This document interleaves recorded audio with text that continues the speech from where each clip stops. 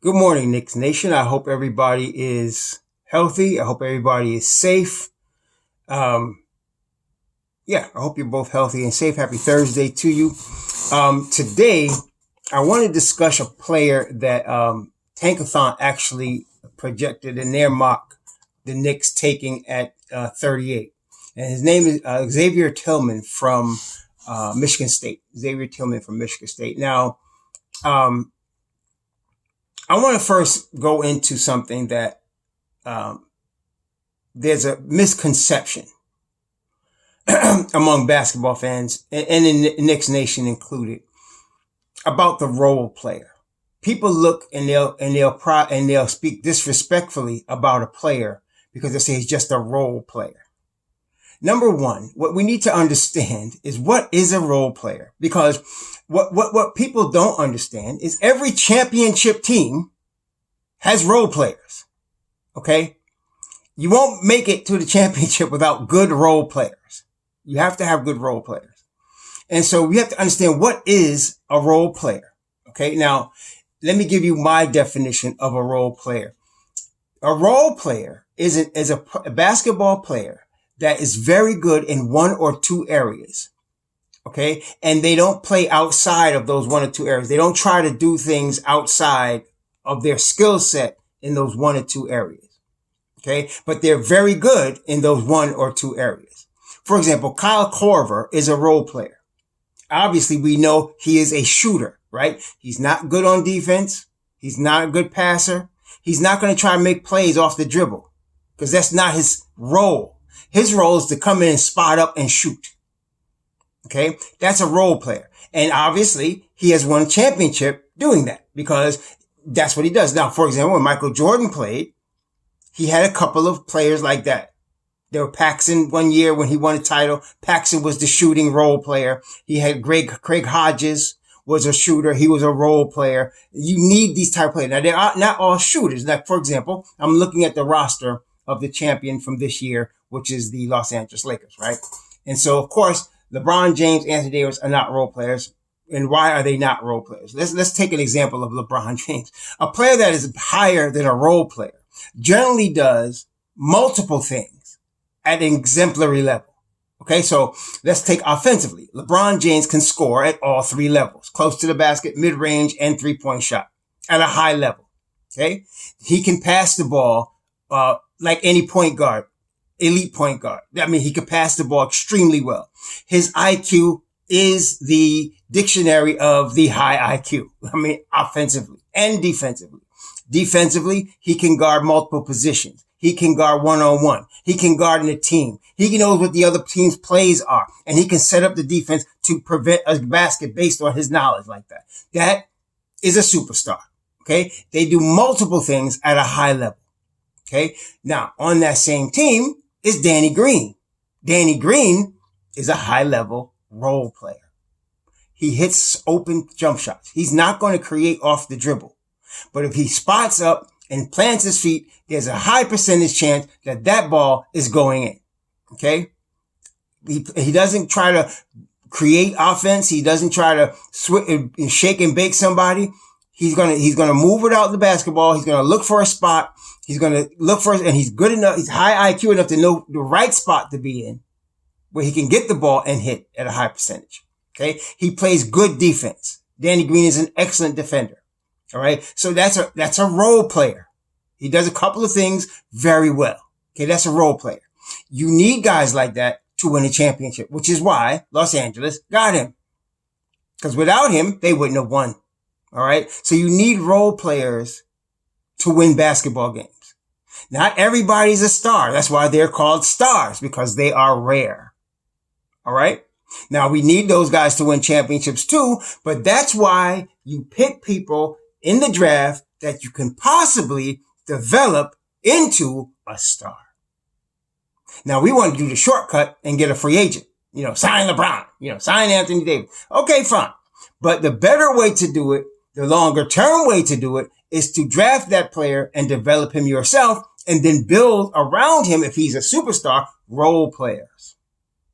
Develop role players around. The Knicks tried to do it with Patrick Ewing. See, when they went to the final, Patrick Ewing is obviously the superstar. Defensive, top defender in the NBA on a lot of levels, right? Score from all over the floor. Okay. Good passer, terrific rebounder, right? That Patrick Ewing's a superstar. So they were trying to build role players around him. What they failed to do is they needed, generally you need two of those type of guys on your team to win the championship. So you had like LeBron and Anthony Davis, right? Even when Houston beat us, they had, the second championship, not when they beat us, the second championship, because I can't remember the roster from the first championship except for Akeem. But the second championship, they had Clyde Drexler and Hakeem Olajuwon on their team. I can't remember who the other star was right now when they played the Knicks. But generally, you need two of those type of guys with a bunch of role players, good role players, to win a championship. All right? So that's what you're looking for. Now, in the draft, you're looking for a couple of things. When you're drafting high in the draft, you're looking at a player that has the potential to be more than a role player. You're looking for a player whose floor is a role, right? That's their floor. But with the possibility of them becoming more than that. That's what you're looking for. And like when you drafted Anthony Davis, number 1 overall, his floor, when he came out of college, his floor is Defensive Player of the Year. That was his floor. Okay. And then he already had tremendous offensive skills. You could have seen them at Kentucky, but he was playing within a concept that they weren't let loose, but they were there. Okay. And of course, we have now seen that come out as well. And of course, he played with a high IQ. And so he has fulfilled what you expected of a number 1 overall pick in the NBA draft. Not all players meet the criteria. So in this year's draft at 8, I'm talking to you about Devin Vassell, talking to you about Tyrese Halliburton, talking to you all about Isaac Okoro, talking to you all, at 8, these are the players we're talking about maybe a Killian Hayes. And why? Because all of those guys at their floor can be solid role players at the floor. And like, let's take Devin Vassell. He's working very hard right now as we speak to learn how to be aggressive off the dribble. If he gets that with the way he hits spot up jump shots and the way he has on IQ, you got an all-star. Okay. So that's what you're looking for. You're looking for a guy that at his floor, he can come in right now and contribute. Okay. And he's got a baseline of something he can contribute on. Like Devin Vassell's defense. He can come right in and play NBA level defense today. Okay. And we know that he can hit like open jump shots like Danny Green does right now and play off the ball. He could do that. That's his floor. That's what you want in a guy that you're getting higher in the draft. Okay.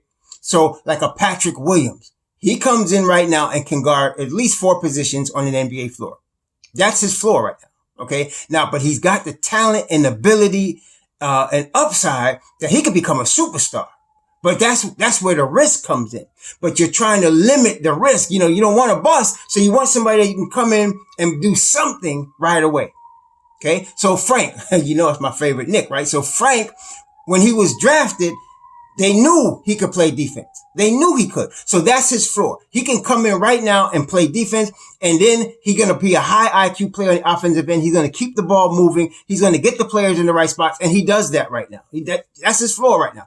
If he ever develops a jump shot and gets more minutes, you're talking about an all NBA defender and a double figure scorer, right? And, so that's what you're talking about. So now with that in mind, let's talk about Xavier Tillman. Xavier Tillman, number 1, when I was looking at him, he reminds me a lot of Kyle O'Quinn. Oh my goodness. And I love Kyle O'Quinn. I was very, disappointed that the Knicks did not play Kyle O'Quinn more minutes when he was on the Knicks. I mean,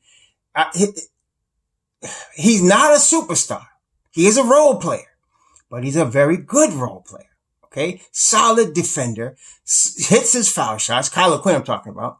Can guard his position very well. That guards the 5s and can guard 4s if you want him to. And even 3s at times, so solid player though. Never going to be a superstar, but that's the type of player you want on a team when you got a superstar. Well, Xavier Tillman is slightly smaller. Like Kyle Quinn's like 6'9", 6'10". Tillman more like a 6'8". Okay. I give Tillman a little bit higher marks, in terms of being fundamentally sound. I mean, Kyle Quinn is fundamentally sound. Don't get me wrong, but I think Tillman might be a better playmaker, like in terms of, passing than Kyle Quinn. Kyle Quinn is a good playmaker too, but he turns the ball over because he does some Charles Oakley type stuff. You know, like if you ever watched Oakley play, if you remember Oakley playing, Oakley would once in a while throw a crazy pass and you're like, why did you do that? You know, he would do that once in a while and you wouldn't say anything, you wouldn't like trip on it because not like he did it all the time. And he was so solid, defensively and on other areas of the game. You just nod your head and just keep going with him on that. That's Kyle Quinn has a little bit of that, but Tillman doesn't. He doesn't do that. He's limited, obviously, to being closer to the basket. Though once in a while, he has improved his 3-point shot. And that's a sign of the modern NBA. All the big men know they need to learn how to shoot a little bit. And over the 4-year period that Tillman was at Michigan State, he has improved his 3-point shot. I think it'll be adequate. I think if you have to guard him. I don't think teams will just let him shoot. He'll hit, a good 35% of his 3-pointers probably if he, when he gets to the league. But, over time, I project that he could do that. Maybe get, to the league average as a 3-point shooter. But he's not going to make a lot of dumb bonehead mistakes. He's going to be a really good backup, particularly if you're going to have a backup that's going to play small ball 5. He can do that. He can definitely do that. And that's what I'm saying. He's a role player. He's the type of guy that you depend on. And I love him in the second round because we're not paying a lot for him. See, we could get Aaron Baines, Kyle Quinn. You could get guys like that, but we're going to pay them $5 to $7, $8 million a year. And I think they're worth that. Those type of guys, solid role players, backup guys you can depend on. They're going to be there every game. They're solid. They're not going to miss a lot of games to injury. They're not going to make a lot of boneheaded plays. They're limited in their athletic ability, but they're playing within themselves. That's Tillman. So, he's not a superstar. I don't think he has the potential to be a superstar. But then again, you never know because they said the same thing about the Joker, right? So if all of a sudden, and what caused the Joker to become the Joker, I mean, he already came into the league a little slow-footed, high IQ though. He came in the league with that.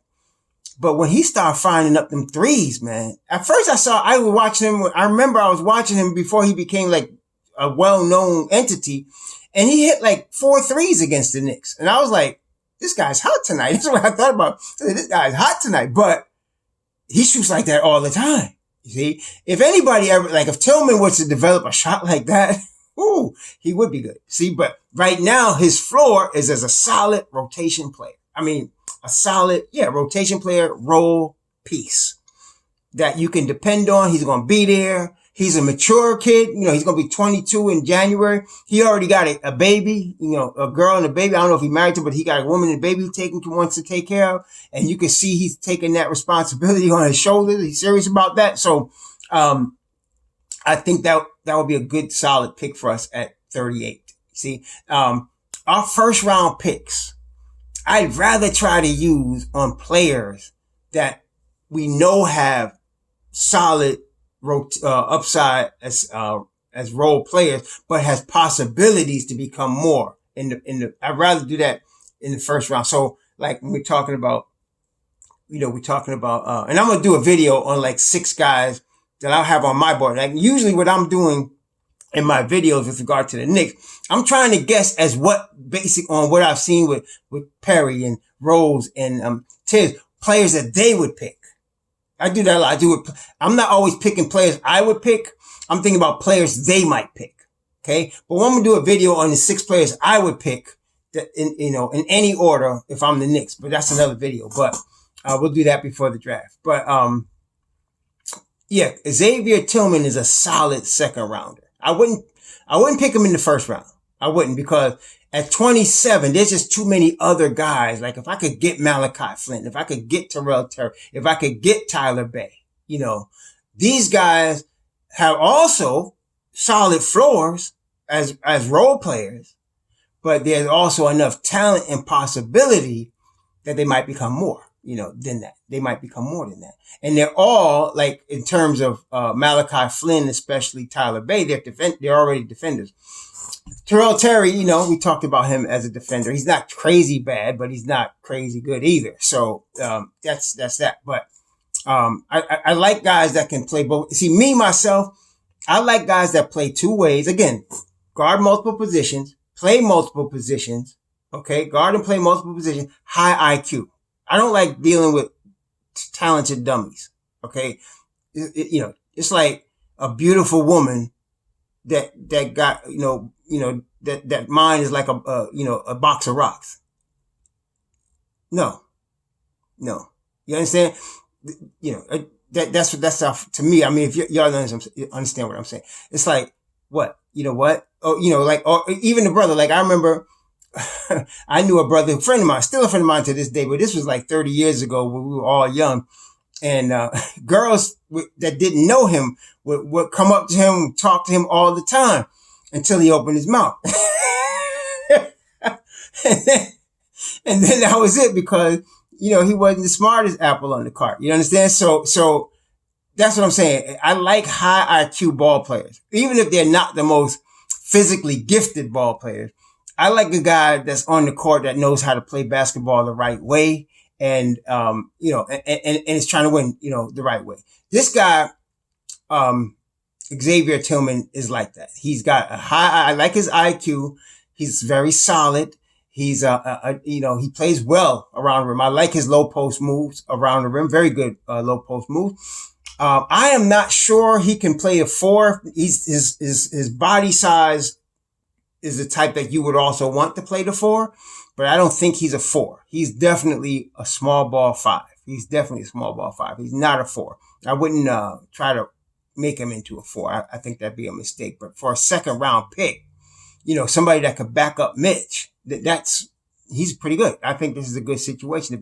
If that's what the Knicks are trying to get, he's a solid backup to Mitch. I think he'd be in good shape there. So.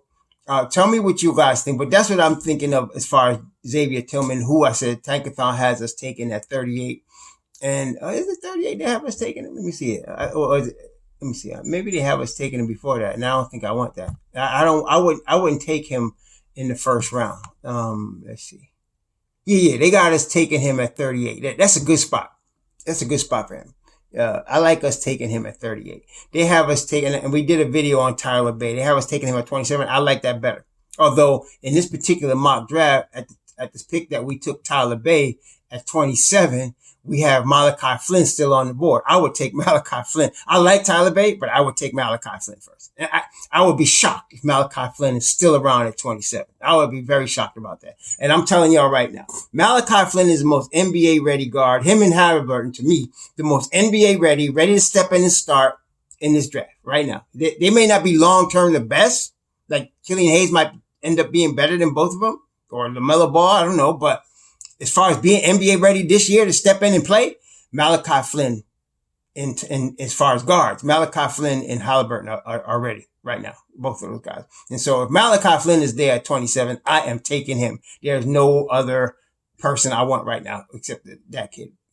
I think he's so underrated and ready to step in and play. So, but back to Xavier Tillman, 38 is a good spot for us to snatch a guy like that. He's not going to need a lot of development. He can come in and play right away. He's not going to need a lot of development. He's going to be able to come in, know his role, play within himself, do what he got to do. I mean, I like it. I like it a lot. Tell me what you guys think. Shalom. Have a safe and healthy day.